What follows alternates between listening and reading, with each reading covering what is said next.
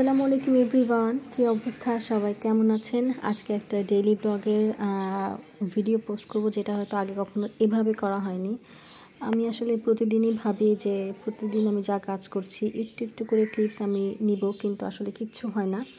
তো ওই দিন একটা দিন ছিল যেটা আমি ভাবছি এবং মন স্থির করে আমি সব কিছু ক্লিপস নিচ্ছিলাম অল্প অল্প করে। তো প্রথমে কাজ কাম শেষ করে প্রথমে সকালে হয়তো বা কখনো যদি বেডটা ঠিক করে দেয় তো আমার আর বেড গোছানো লাগে না পরে, আর না হলে পরে আমি করি আস্তে আস্তে একা একা অফিস চলে গেলে। তারপর এই যে আমি পুডিং বানানোর ট্রাই করছিলাম, আর পাশে এই যে হাঁড়ি পাতিলে লবঙ্গ দিয়ে একটু ফাঁকাটা অফ করে দিচ্ছিলাম যেন মানে মানে ঠিকঠাক হয় আর কি। তারপর এই যে হলো আর কি।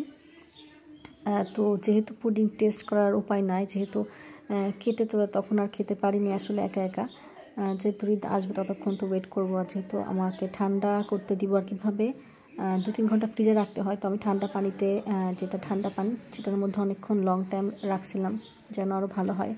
তারপরে মনে হলো যে আরেকটু কিছু বানাই, যেহেতু আজকে আমার রান্নাবান্না তেমন নাই। তো ভাবলাম যে একটু মোটা করে ময়দা দিয়ে একটু ফ্রেঞ্চ ফ্রাই টাইপের লম্বা লম্বা কিছু একটা বানাই। তো ছুরি দিয়ে আমি এরকম করে শেপ করে নিচ্ছিলাম। তারপরে দেখতে বেশ ভালোই লাগছিল, মনে হচ্ছিল যে এইভাবে হয়তো নুডলসটাও বানানো যাবে। তো এই তো আমি বেশ ভালোই লাগছিল আর কি। এটা হয়তো 4-5 দিন আগের একটা ভিডিও। তারপর আমি মুচমুচা করে আমি সবসময় ট্রাই করি তেলটা একটু কম দেওয়ার। এগুলো আসলে ডুবো তেলে ভাজলে আরও বেশি ভালো হয়, বাট আমি তেল একটু কম পছন্দ করি যে কোনো জিনিসে দেওয়া। আচ্ছা, তারপরে ভাবলাম এটা চিনি শিরায় দেওয়া যায়, মানে এক কথায় গজা স্টাইলে বানানো যায়। তারপরে তো একটু লবঙ্গ আর ডালচিনি দিয়ে আমি চিনি শিরার মধ্যে ওটা করে নিলাম, ডিপ করে নিলাম আর কি। তো খেতে ভালোই লাগছিল, যে ফ্রি টাইমে অন্য সময় খাওয়া যাবে। পরে আস্তে আস্তে এটা আরও টাইট হয়ে যায়। তারপরে এটা অন্য একদিনের ভিডিও, হয়তো বা আমার ঠিক খেয়াল নাই। এটা মনে হয় আমি মাছ ভুনা করছিলাম, এরকম কিছু। হ্যাঁ, আমি মাছ ভুনা করছিলাম।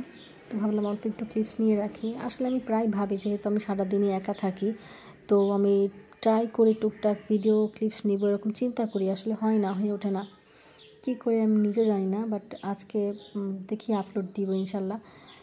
দিব বলে তো এডিট করতে বসলাম আর কি। তারপরে এটা সন্ধ্যাবেলার একটা যে আমি পেঁয়াজি বানাতে বসছিলাম। আসলে আমার ভয়েসের অবস্থা একটু খারাপ। এই যে আর আমরা কোনো কিছু খাবো আর ঈদ গোপাল ভাট দেখবেন না, তা তো হয় না।